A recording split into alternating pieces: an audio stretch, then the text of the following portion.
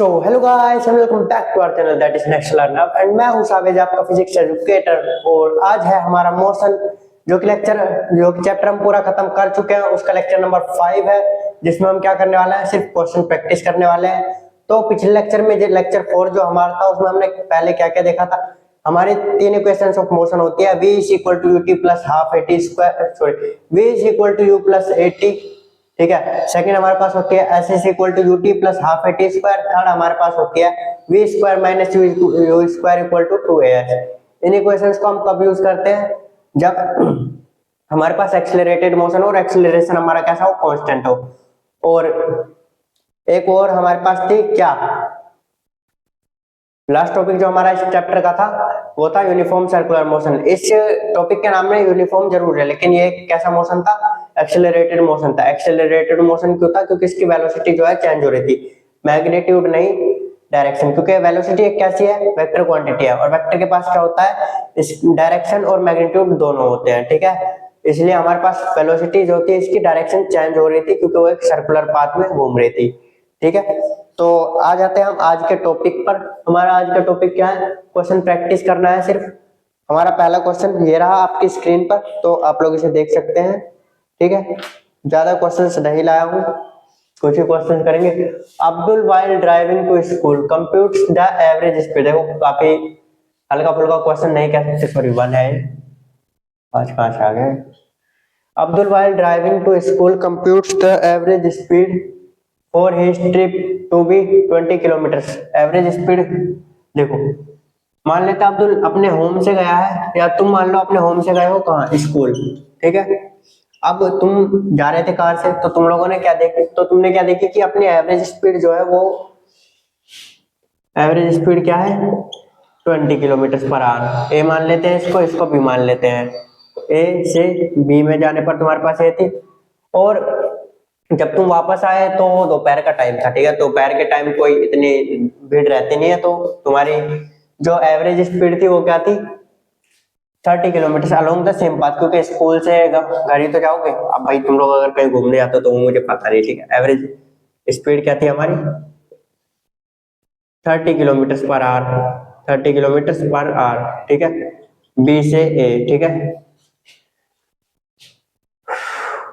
Traffic and 30 kilometre per hour. एक minute, मैंने question पूरा लिखा क्या, what is average speed for his trip. हाँ, what is average speed for his trip, ठीक है। यह है क्वेश्चन तुम्हारा, क्वेश्चन मेरा मतलब, ठीक है। तो एवरेज स्पीड हमारे पास 20 किलोमीटर। अब देखो ये काफी तुम्हारे लिए भारी भरकम सा क्वेश्चन हो जाता है, क्योंकि तुमने अभी तक इस तरह कोई क्वेश्चन किया नहीं है, और मैंने तुम्हें क्लासेस में नहीं करवाया है जो कि हमारे लेक्चर्स थे उनमें, ठीक है। तो इसमें तुम्हारे काफी सारे टॉपिक्स एक साथ, मतलब काफी सारे नहीं, हल्का फुल्का साइड वैसे तो कंसेप्ट है, बट फिर भी मैं तुम्हें बता देता हूँ कि इसमें क्या लगेगा। तुम्हारा एवरेज स्पीड का फॉर्मूला लग जाएगा, और डिस्टेंस अपॉन टाइम वाला फॉर्मूला लग जाएगा। एक बार वीडियो को पॉज करो, खुद से ट्राई करो। तब तक मैं उम्मीद है तुम लोगों ने वीडियो को पॉज करके ट्राई कर लिया होगा। तो हम क्वेश्चन पर आते हैं। देखो एवरेज स्पीड का फॉर्मूला हमारे पास क्या होता है, इधर लिख लेता हूँ। इधर हमारे पास average speed total distance upon total time. Distance let x, let distance be x from one side. एक साइड से हमने डिस्टेंस कितना माना x, तो टोटल डिस्टेंस हमारे पास क्या हो जाएगा x + x, क्योंकि पाथ तो सेम ही था, तो x + x हो गया। टोटल टाइम हमारे पास नहीं है, तो टाइम मान लेते t1 + t2, ठीक है। तो टाइम हमारे पास स्पीड क्या होती है, डिस्टेंस अपॉन टाइम। स्पीड हमें दी गई है कितनी 20 किलोमीटर/आवर, 20, ये हमारे पास t1 है, और डिस्टेंस हमने कितना माना x अपॉन t1। तो t1 हमारे पास कितना आ जाएगा, t1 हमारे पास आ जाएगा, ये 20 इधर जाएगा, t1 इधर चला जाएगा, यानी कि x अपॉन 20, ठीक है। इसी तरह हमारे पास t2 क्या आ जाएगा, t2 हमारे पास आ जाएगा x अपॉन 30। सेम मेथड से करना है, x अपॉन 30 आ जाएगा, ठीक है। अब हम total distance upon total time यानी कि 2x,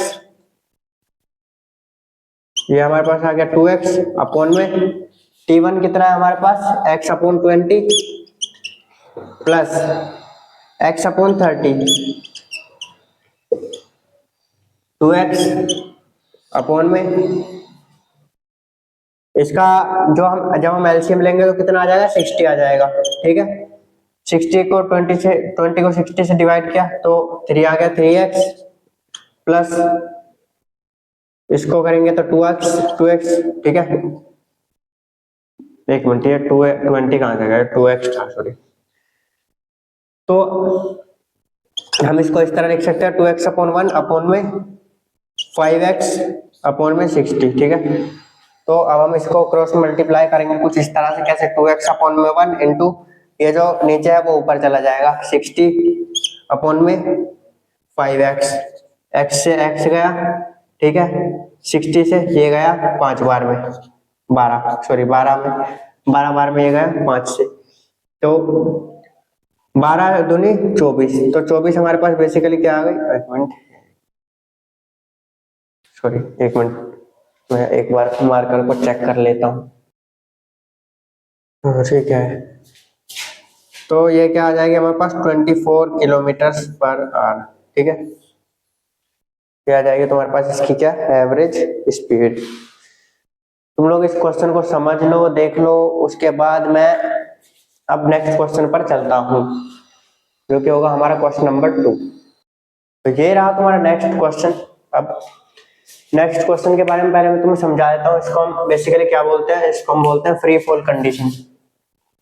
फ्री फॉल क्यों बोलते हैं अभी तुम्हें समझा दे रहा हूँ, ठीक है। Free fall condition motion under gravity का पार्ट है जो कि तुम 11th में और अच्छे से पढ़ोगे। क्या ए बॉल इज जेंटली ड्रॉप्ड की गई है यानी कि छोड़ी गई है। अब देखो तुम किस चीज को ऊपर फेंकोगे तो तुम्हें कुछ ना कुछ वेलोसिटी देनी पड़ेगी, क्यों, क्योंकि तभी वो ऊपर जाएगी। क्यों, अगर मैं इस मार्कर को देखो तुम्हारे सामने ऐसे है, अगर मैं इसको थोड़ा सा फोर्स लगाकर ऊपर फेंकूंगा तो इसके पास कुछ वेलोसिटी होगी, लेकिन ये मेरे हाथ में ऐसे है और मैं इसको ऐसे छोड़ रहा हूँ तो हमें कुछ फोर्स लगाने की जरूरत है नहीं, तो इसकी इनिशियल वेलोसिटी जो होगी वो हमारे पास क्या रहेगी, जीरो। इनिशियल वेलोसिटी क्या रहेगी, जीरो रहेगी, ठीक है, क्योंकि हम इसमें कोई फोर्स नहीं लगा रहे तो हमारे पास वेलोसिटी रहेगी नहीं। Increases at the rate of, देखो यूनिफॉर्मली इंक्रीज यानी कि यूनिफॉर्म एक्सेलरेशन है, क्योंकि वेलोसिटी का इंक्रीज होना क्या होता है, एक्सेलरेशन होता है, और यूनिफॉर्मली है यानी कि यूनिफॉर्म एक्सेलरेशन क्या है, 10 मीटर पर सेकंड का स्क्वायर। इसको हम generally gravitational acceleration due to gravity बोलते हैं। With what velocity it will strike the ground, after what time it will strike, देखो v निकालना है, ठीक है, और what टाइम भी निकालना है।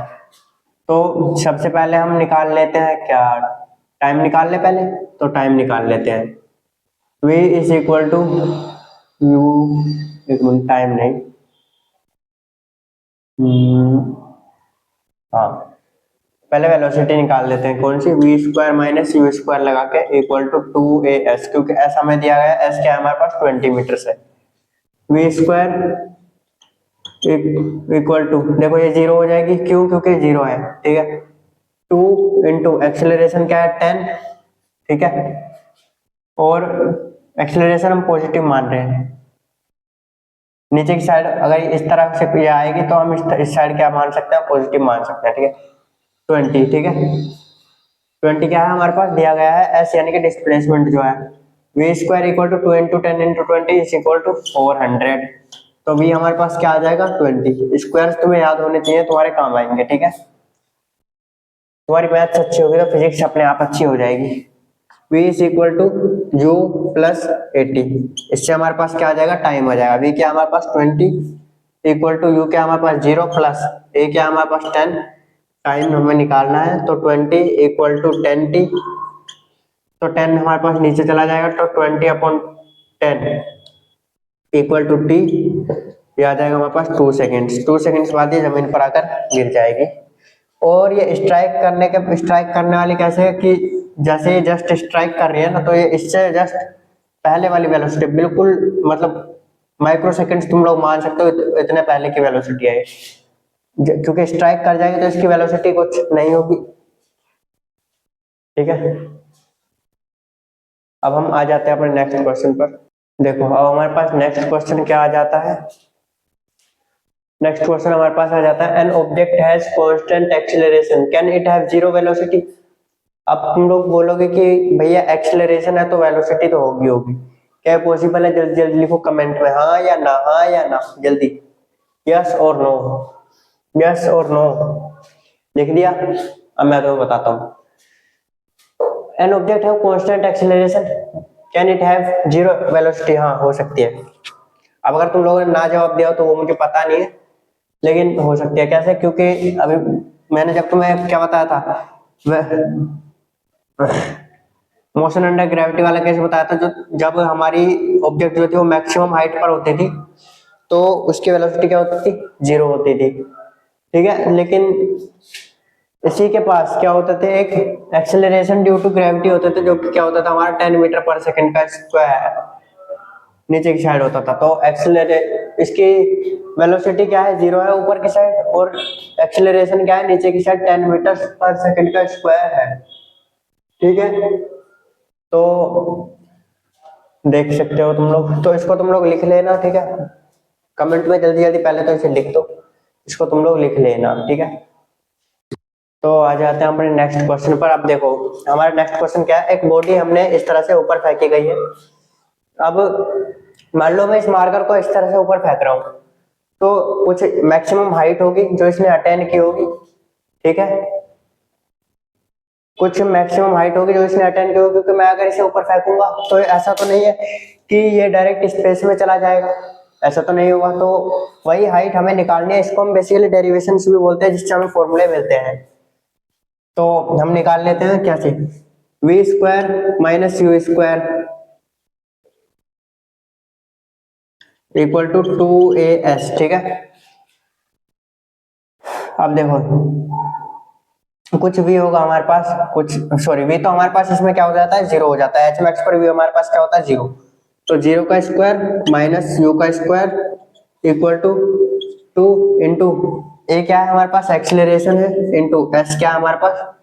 डिस्प्लेसमेंट है, ठीक है। समझ गए? अब माइनस यू इक्वल टू 2, ए को हम यहाँ क्या लेते हैं? जी लेते हैं। क्यों?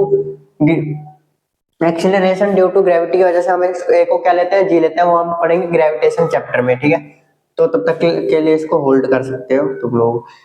अब हमें एस निकालना है ना, तो 2 इंटू, हाँ ठीक है, u square g into s. G को भी हम क्या ले सकते हैं? नेगेटिव ले सकते हैं। नेगेटिव क्यों? क्योंकि नीचे की साइड आएगा, ठीक है। तो माइनस का यू स्क्वायर अपॉन में माइनस का 2g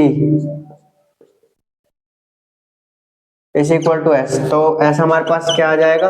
यू स्क्वायर अपॉन में 2g। समझ आया? तो लिख दो समझ आ गया, ठीक है, ठीक है,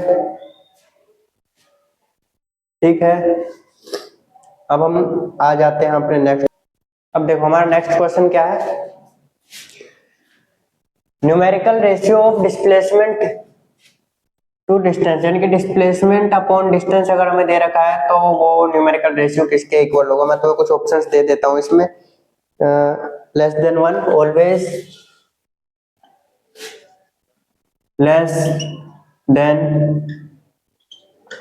1, इक्वल और लेस देन 1, और हमारे पास है ग्रेटर देन 1 और मोर देन 1 और equal to 1। Always equal to 1।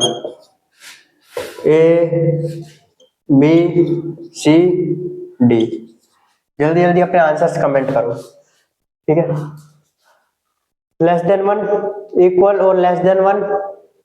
अब देखो डिस्प्लेसमेंट ऊपर है हमारा, डिस्टेंस नीचे है।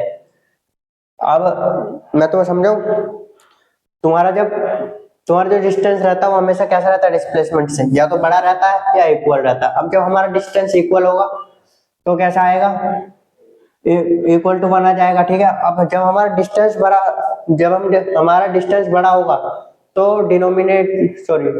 न्यूमरेटर छोटा होगा, डिनोमिनेटर बड़ा होगा, तो लेस देन 1 आ जाएगा इसका रेशियो, ठीक है। तो हमारा ऑप्शन कौन सा सही हुआ, इक्वल टू और लेस देन 1, ठीक है। तो यहीं तक थी हमारी आज की क्लास। हमने 5 क्वेश्चंस किए हैं, ज्यादा भारी भरकम क्वेश्चंस नहीं थे, सिर्फ शुरू के 2 क्वेश्चंस होते वो थोड़े अच्छे क्वेश्चंस थे, और तुम लोग को और न्यूमेरिकल प्रैक्टिस करनी है और कुछ थ्योरेटिकल भी, इसकी थ्योरी को बार बार रिवाइज करते रहना।